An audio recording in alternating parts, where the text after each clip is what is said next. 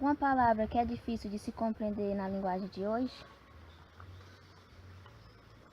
A de vocês eu acho que tem algumas palavras que vocês perguntam que eu caço no sentido e não sei responder, né?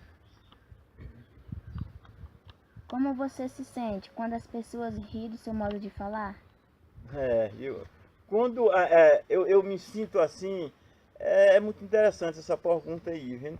Quando eu estou falando que alguns jovens que tá achando graça, outros está prestando atenção a outras coisas, eu me sinto assim que vocês não estão prestando atenção àquilo que a gente está dizendo. Eu creio, vendo que eu converso muito dentro daquela linguagem do passado, né? E por isso é que eu acho as coisas diferentes. Eu fico assim um pouco agitado. Você já sofreu algum preconceito pelo seu modo de falar? Eu já recebi vários preconceitos no meu modo de falar, né? Eu sinto que é preconceito. Quando eu falo uma coisa que eu sinto que aquela pessoa está dizendo que eu estou falando errado, ou a fala não é aquela, eu sinto que aquilo ali é um preconceito que eu estou sendo, que eu estou recebendo de alguém, né? O que você acha da linguagem dos mais novos? Eu acho uma linguagem muito bem, porque é uma linguagem assim, muito bem desenrolada, né? Agora só que a gente não fica, nós nessa idade minha, a gente não fica assim muito satisfeito, porque no desejo da gente fosse como era o passado, né? Mas e que a gente se sente muito que não é mais como era o passado, né? Vocês têm outra instrução de, de falar, até de falar com a gente, vocês falam numa língua mais assim, desenrolada. Eu não sei se a palavra é a mesma que nós entendemos que seja aquela, né? Terminei por aqui, viu? Muito obrigado, viu? Tá ótimo, eu achei muito importante as perguntas de vocês. Me desculpe se eu não falo direito, mas é um direito que eu acho que eu falo direito, né? Eu não sei vocês, porque hoje assim os jovens estão mais desenvolvidos numa palavra, numa leitura, numa coisa que vocês estão se desenvolvendo diferente de nós, como lá dos antepassados desenvolveram nós na minha idade, eu na minha idade, né? Mas isso mesmo vai depender da globalização que está acontecendo no meio de nós mais velhos, né? Mas isso aí vocês é quem vão ficar, né? E nós se vamos.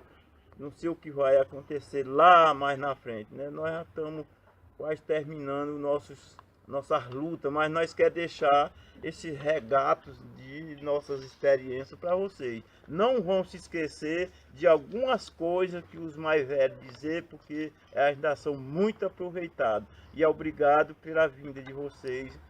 Você observa alguma diferença na linguagem de hoje para a de antigamente? Quais Sim, são elas? sim. E não são tão poucas as diferenças que se encontram hoje dentro do dialeto falado do povo canindé, de maneira bem específica que é em Aratuba, né? Palavras comuns como Fernandes, né? Mucunzá, rajado, tavaro e assim. Eu sou muito novo ainda, mas eu pude vivenciar de maneira mais próxima, né, essa transformação do dialeto da comunidade do Povo dos Fernandes, que tinham, de certa maneira, uma linguagem bem sua, com um modo de falar bem seu, né, porque não tinham tanto contato com tantas civilizações, não tinha, inclusive, contato com o centro de Aratuba. Então, essas palavras simples, Fernandes, que até hoje ainda os mais velhos ainda chamam de Farnandes, Tavaro, né, em vez de Mucunzá, né, falam Macunzá, e assim. E o interessante é que essas pessoas, mesmo com toda essa influência que a gente tem hoje, ainda continuam preservando e não mudaram o seu modo de falar. Isso, do meu ponto de vista, é muito interessante e, sobretudo, valioso para quem tenta, né, garantir e manter viva a cultura de um povo. Por que ocorreram essas mudanças? Bom, essas mudanças ocorreram primeiramente, né, pela influência de pessoas não indígenas chegada aqui dentro e até mesmo pelo processo de civilidade, né? O crescimento demográfico da população de Aratuba, o crescimento da população de Aratuba, pessoas vindas, né, conhecer a comunidade, pessoas daqui que foram embora trabalhar em Fortaleza e depois retornaram com um modo de falar diferente, com, de certa maneira, costumes diferentes. E isso foi influenciando, sobretudo, na questão da comunicação desse povo. Outra coisa que influenciou muito foi o rádio, né?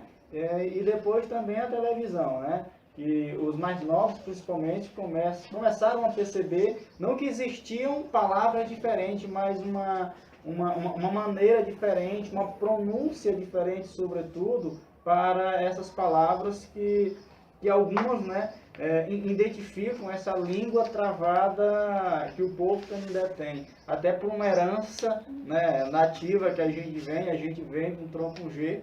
Então, eu desafio a qualquer Canindé, desafio a qualquer um de vocês conseguirem falar, né, todas as palavras do dicionário português sem enrolar a língua. Eu sinto essa dificuldade com frequência e também começo a perceber que vocês sentem essa dificuldade, né? Uma dificuldade linguística que é característica do povo Canindé. Você entende a linguagem dos seus pais?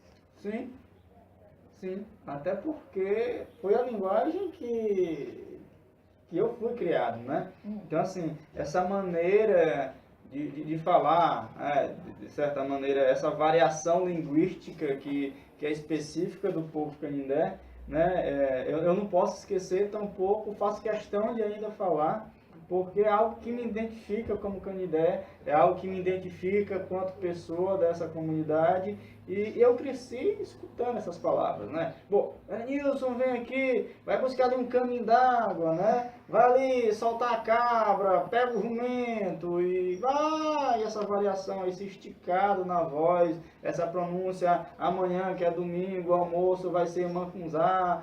Então, assim, isso foi muito costumeiro e, assim, meus pais ainda são vivos, eu tenho ainda uma avó viva, meus tios são todos, né, uma faixa de 50, 60 anos e falam dessa maneira até hoje. E assim, não tem, né, como de repente você se desvirtuar de tudo isso, de toda uma vivência.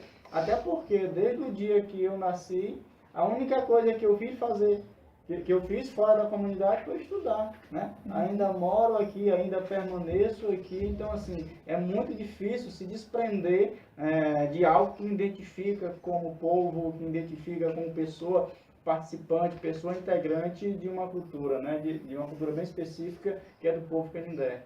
O modo de falar de hoje afetou a nossa cultura? Eu acredito que sim, né?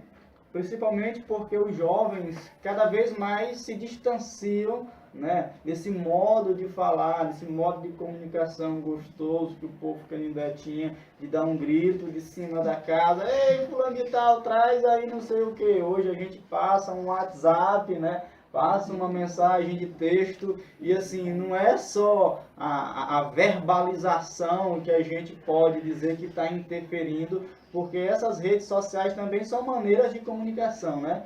E assim, acredito que os mais novos, sobretudo, estão cometendo, no meu ponto de vista, o deselo, né, podemos dizer dessa maneira, de estarmos cada vez mais nos distanciando desse traço cultural, dessa raiz, né, dessa raiz etnolinguística do povo Canindé. Então, assim, existe de fato uma distanciação muito grande e as pessoas mais velhas raramente conseguem se comunicar com os mais novos da mesma maneira, mas assim, eu torno a repetir, não pelas palavras verbalizadas sobretudo, porque essas palavras verbalizadas ainda são praticamente as mesmas, né, utilizadas lá na cozinha, na camarinha de cada um, que ainda é chamado dessa maneira, mas sobretudo no meu ponto de vista, né, como estudioso, eu acredito que o que vem, né, contribuindo para essa quebra dessa comunicação linguística dentro do povo indígena que não deva